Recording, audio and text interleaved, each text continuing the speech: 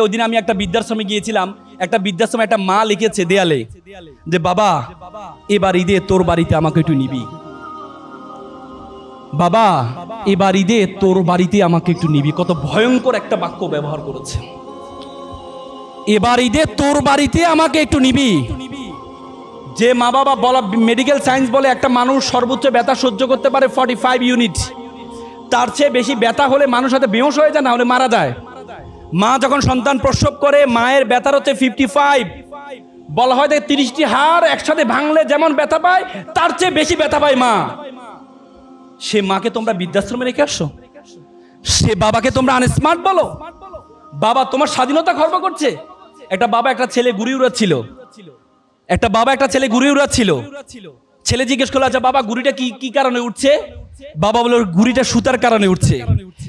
ছেলে বলে বাবা আমি দেখছি সুতা ঘুড়িকে টানছে, আর তুমি বলো সুতার কারণে উঠছে। পরে যে বাবা তাকে বোঝানোর জন্য সুতাটা ছিঁড়ে দেয়। পরে দেখা গেল একটু পরে ঘুড়িটা লাফঝাপ করে নিচে পড়ে যায়।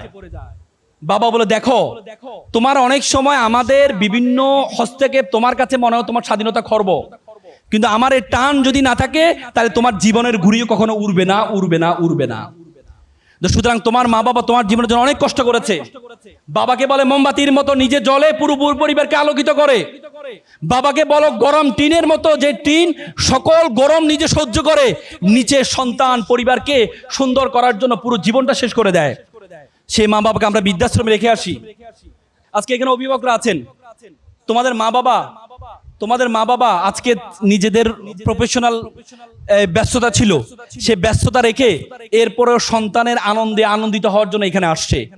অথচ আমরা একটু বড় হলে মা বাবাকে আনস্মার্ট মনে করি। আমরা মা বাবা